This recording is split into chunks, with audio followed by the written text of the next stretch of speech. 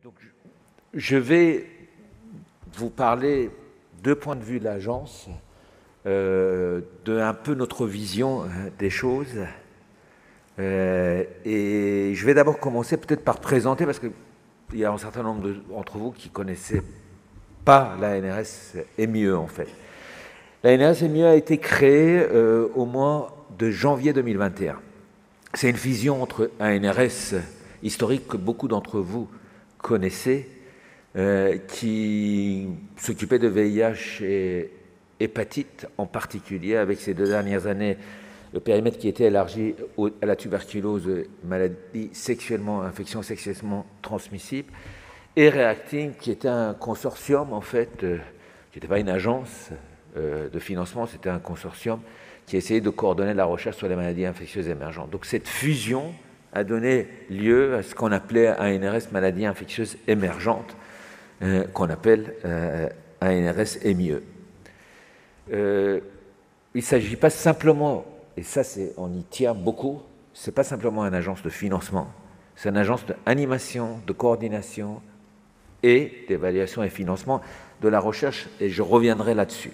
Je vous ai parlé du périmètre, donc effectivement c'est VIH-Sida, infection sexuellement transmissible, hépatite virale et tuberculose, qui sont dans le périmètre de la NRS historique, auquel on a ajouté les infections émergentes et émergentes. L'idée, c'est vraiment d'essayer à la fois avoir une politique d'impulser des projets et à la fois d'être à l'écoute des chercheurs de terrain, mais essayer d'avoir un rôle de coordination pour qu'il n'y ait pas de duplication. On essaye vraiment de toucher à l'ensemble des domaines scientifiques. Donc on a beaucoup parlé ici de la recherche clinique, mais l'idée c'est vraiment d'essayer d'avoir un continuum entre la recherche fondamentale et la santé publique en passant par la recherche clinique, d'essayer vraiment de toucher à l'ensemble des thématiques, que ce soit préventif, la pathogénèse, le diagnostic, les traitements, etc.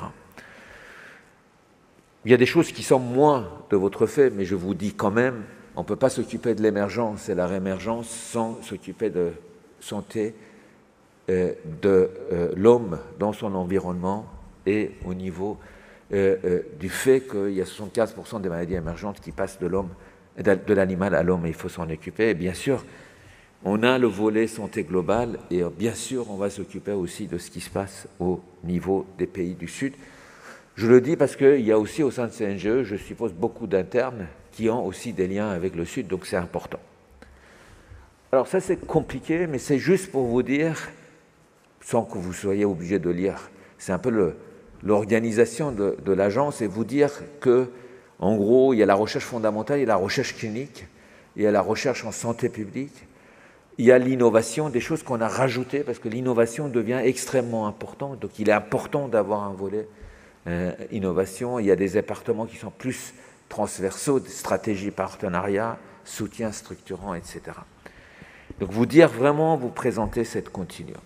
Et ça, c'est ce que je dis au début, on est vraiment, et on se place, c'est un peu l'héritage de la NRS historique, c'est qu'on ne soit pas juste financeur, mais qu'on intervient dans l'animation, évaluation et l'accompagnement, et de faire de cette agence une agence qui est une agence des chercheurs pour les chercheurs, avec la participation des patients et de la société civile, qui est également importante. Donc du coup, par exemple, pour la gestion de projets, on n'arrive pas juste au niveau de financement, mais on essaye notamment de participer, d'être présent, s'il y a besoin, au niveau de la mise en place, au niveau des autorisations, et même au niveau des suivis et de valorisation, pour essayer vraiment de vraiment être dans notre rôle d'animation et de coordination. Alors au niveau de l'agence, ça c'est l'agence historique sur les hépatites, le VIH, les IST, la tuberculose. Ça, c'est ce que Reacting a amené, ce qu'on a progressivement mis en place au niveau des arboviroses, des fièvres hémorragiques et de Covid. Alors là, je bascule sur la Covid, sur tout ce qui a été dit, de le dire à ma façon. Ça veut dire que, dès le départ, dès le mois de janvier, on savait que le rôle de la médecine de ville est extrêmement important. Alors bien sûr, on n'était pas, pour des raisons que Olivier a dit, il n'y avait pas la même structuration, mais l'idée d'essayer vraiment de bâtir quelque chose autour de la recherche clinique, un essai clinique en ville, vraiment ça part du mois de janvier, mais ça a été progressivement amélioré pour arriver à l'idée de plateforme de recherche clinique en ville. Mais en gros, sur ce qu'on a mis en place, j'ai mis en bleu là où on a dit il est vraiment important, qui est la médecine de ville. Donc bien sûr, les essais cliniques en ambulatoire, les cohortes, le Covid long, et aussi la chimioprophylaxie. Alors ça n'a pas été un succès partout, en tout cas il n'y a pas eu des avancées partout de la même façon. Par exemple, je pense qu'on le dit sur le vaccin, et sur tout ce qui a été fait autour de vaccin, je pense qu'on peut faire mieux. D'une manière générale, sur la chimioprophylaxie, globalement, on aurait pu faire mieux. Et probablement, sur le Covid long et les essais cliniques ambulatoires, on a été mieux. Mais l'idée, c'est au sein de cette agence, parce qu'il y a plein de choses à faire autour de l'hépatite virale, de VIH, etc. Donc je pense que dans l'avenir, l'idée, c'est vraiment essayer d'impliquer beaucoup plus la médecine de ville et la médecine générale dans l'ensemble des axes qui sont dans le périmètre de l'agence. Alors, Xavier vous a présenté, je vais peut-être passer assez vite, mais on a fait ce travail de coordination au mois de juillet où on a essayé de dire il y a beaucoup d'essais cliniques en ville, si on se mettait ensemble, si on créait un plateforme de recherche clinique, un essai plateforme de recherche clinique, Coverage France. Et finalement, je dois dire que, je ne sais pas qu'est-ce qu'il en pense, Xavier, Olivier et Cédric, mais finalement, les gens étaient assez volontaires pour se mettre ensemble. Et ça, je trouvais que c'était très intéressant. Je pensais au mois de juillet, quand on a commencé à faire ça, je pensais que les gens étaient plus réticents. Bon, ça, c'est la courbe que Xavier a présentée. Je pense que si on regarde ces accélérations, les pentes au moment des vagues, on était de mieux en mieux. Alors, on peut être optimiste, on peut être pessimiste, mais on a avancé, on a fait des progrès, mais il y a des choses, et ça, là de nouveau, que ce soit au niveau de l'air, on a vraiment appris beaucoup de choses au cours de ces différentes étapes à laquelle on est passé et sur ces mois pour la suite. Alors, comment, finalement, maintenant, pour rentrer un peu dans ce que l'agence peut jouer, parce que moi, finalement, je peux parler que de point de vue de l'agence, pour être complémentaire par rapport à ce qui a été dit par Olivier et aussi Xavier. Je pense que on ne peut pas commencer par faire tout, mais au moins on peut commencer ensemble à mettre en place un certain nombre de choses, en sachant que le champ est assez large. Il y a 4 sujets sur lesquels je pense qu'on peut avancer ensemble. Il y a la mise en place d'un essai plateforme national.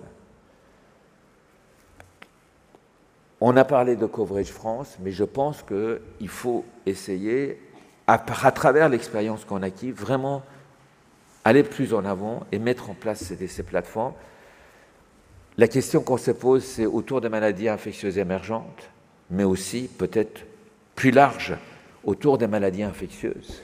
Ça, c'est un questionnement qu'on a. Alors, il y a des spécificités, mais ça, il faut qu'on le fasse. Et je pense qu'on a beaucoup appris. Autour des cohortes en médecine de ville, alors, c'est un questionnement qu'on avait, par exemple, pour le Covid long, ce qui peut être aussi un exemple sur lequel on peut bâtir quelque chose. On a autour, je pense qu'il y a autour des thématiques où on peut essayer non seulement mettre en place des cohortes autour de Covid long ou un essai clinique autour des maladies émergentes, mais surtout de travailler tout le dispositif. Il y a quelque chose qu'on a appris aussi, c'est En France, c'était absolument pas possible. Hein.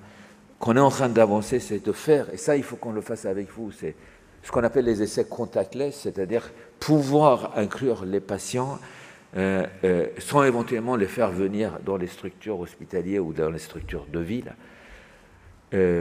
Pour un certain nombre de thématiques, c'est extrêmement important, notamment, par exemple, le sujet prophylaxie. Au début de la crise, on avait mis en place un groupe, ils ne voulaient pas entendre parler au niveau réglementaire. Donc, il y a vraiment des choses à faire. Et après, il y a sur le document de Haut Conseil pour l'avenir de l'assurance maladie qu'a présenté Cédric, qui est sorti le 27 mai, c'est ça. Donc, il y a quelque chose sur l'Observatoire de la santé de proximité.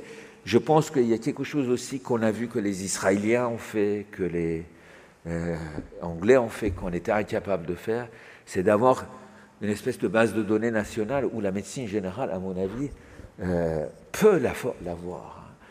Peut-être travailler avec Health Data Hub, avec qui on est en contact, pour essayer de bâtir quelque chose ensemble. Il est en tout cas dans les recommandations, et ça c'est un autre truc, c'est que tout le monde est en train de travailler pour faire des recos, essayons d'essayer un peu tous et d'aller dans le même sens et ne faisons pas des choses différentes. Mais en tout cas, je pense que il y a ces 4 directions sur lesquelles on peut déjà bâtir des choses. Alors, ça, c'était les grands outils. Il y a aussi les outils pour arriver à faire. L'ANRS a mis en place des centres de méthodologie et gestion pour les essais, en général hospitaliers, mais même des essais qui sont faits au niveau du Sud. On a une réflexion au sein de l'agence, parce qu'on a vu au cours de cette crise, en fait, que ça ne suffisait pas. Alors, par exemple, Bordeaux, il y a un centre de méthodologie et gestion à Bordeaux, c'est d'ailleurs eux qui font coverage, mais peut-être qu'il faut carrément, on ait vraiment un centre de méthodologie et gestion qui est tourné vers la ville, vers les spécificités de la ville, et peut-être qu'il faut que, dans ce cadre-là, on ait un financement pérenne, comme on le fait vers les CMG hospitaliers, de l'orienter vers ça. Donc ça, je pense que c'est une action concrète qu'on peut mettre en place pour essayer d'aller vers quelque chose, une structuration plus pérenne. De la même façon, il y a un réseau hospitalier VIH et hépatite, avec des ARC et des TEC au niveau hospitalier, qui ont permis au cours de cette crise beaucoup d'agilité. Et peut-être qu'il faut essayer, en fonction de modèles qu'on va choisir pour la ville, avoir les mêmes. Il l'avait mis, Olivier, dans une de ses diapositives. Je pense que ça, c'est un autre moyen. Alors, est-ce qu'il faut passer par les centres de santé? J'en sais rien. Ça, on va arriver. Mais peut-être qu'il faut des moyens dédiés. Il y a des moyens dédiés par projet, mais moi, personnellement, je pense qu'il faut des moyens dédiés aussi structurants, en continu, qu'il faut mettre en place. Alors, il y a les outils pour faciliter les inclusions. Ça, c'est des choses qu'on a commencé à faire avec la CNAM, il faut qu'on le fasse. Un des gros problèmes, c'est tout le travail sur les freins réglementaires qu'il faut qu'on fasse ensemble, je pense. Et je pense que vraiment, ça, c'est un paquet sur lequel il faut définir des actions concrètes qu'on peut faire ensemble. Ensuite, ça, d'une manière générale, l'idée, c'est de donner une direction vers les jeunes. Je disais à Xavier au début de la session que je trouve que c'est intéressant, il n'y a que des jeunes qui parlent. Dans nos congrès, je vous assure, ce n'est pas comme ça que ça se passe. Donc je trouve que, je le dis de manière aussi assez franc, hein. Je pense que c'est bien, et une des idées, c'est vraiment d'essayer de donner une direction forte envers les jeunes au sein de l'agence, notamment en ce qui concerne les bourses pour master, thèse, etc. Et on va mettre en place... Alors, on ne peut pas faire tout en 3 mois. Hein. L'idée, c'est d'essayer d'avoir des directions, de le faire progressivement. On va mettre en place un groupe de travail autour de qu'est-ce qu'on peut faire de plus envers les jeunes. L'idée, c'est peut-être d'essayer d'avoir des bourses envers les master thèses, ANRS, CNGE. C'est des choses qu'on a évoquées et je pense que là aussi, c'est très important d'avoir cette politique-là. Donc, en gros, j'ai essayé un peu de dire quelles sont les actions concrètes, parce qu'il ne faut pas dire qu'on va faire travailler ensemble, il faut dire aujourd'hui on va travailler ensemble dans 2 ans. Quelles sont les choses qu'on a réussies et comment on va les évaluer, il faut que ça soit concret. Et effectivement, bon, Cédric, Olivier en a parlé, on a reçu le 8 juin une lettre de la part de notre ministre des Solidarités et de la Santé qui nous permet en plus d'avoir une saisine officielle pour essayer de travailler ensemble sur ce sujet particulier, hein, qui est les essais. J'avais évoqué d'autres sujets, mais en tout cas, on nous a donné une saisine pour travailler sur ce sujet d'essais cliniques en ville. Je pense qu'il faut absolument qu'on saisisse ensemble cette saisine pour essayer de vraiment construire quelque chose. Donc, on a commencé à dire qu'il faut mettre en place un groupe de travail, il faut probablement faire un retour d'expérience sur ce qui s'est passé, et peut-être au mois de septembre, proposer quelque chose. Dans la lettre, c'est noté qu'y compris, il faut qu'on fasse des propositions budgétaires. Donc, je pense que c'est l'occasion aussi. Il y a des choses qu'il faut qu'on fasse dès maintenant. Il y a des choses pour lesquelles, Cédric a dit, Olivier a dit, on a besoin de l'argent. On a aussi l'occasion. Et il faut qu'on aille ensemble dans cette direction. Et l'agence a besoin de vous pour essayer de bâtir ça. Parce qu'en fait, on est en train de bâtir. Moi, je crois que je suis encore plus optimiste qu'Olivier, peut-être un peu trop, mais l'idée, c'est que en fait, cette crise, c'est l'occasion pour nous de construire ensemble. Bon, le schéma qu'il a présenté en disant que c'est quoi, 1% des patients qui sont à l'hôpital, à la fin, je ne sais plus, 1 pour 1000, oui. Donc, je pense vraiment qu'on a du retard, mais on peut le rattraper, c'est l'occasion de le rattraper. Je vais juste finir aussi pour dire qu'on va faire rentrer aussi la médecine générale au niveau des instances de l'agence. Donc, on a un conseil d'orientation où il y a peu de gens, mais on a un conseil des partenaires. Et dans ce conseil de partenaires, il y a les sociétés savantes et la médecine générale. On va demander pour que, au niveau de l'organigramme de l'agence, il y ait aussi une place pour la médecine générale. Voilà, je vous remercie. Encore merci pour votre confiance, mais je pense que vraiment, on a besoin de faire ça ensemble. Merci.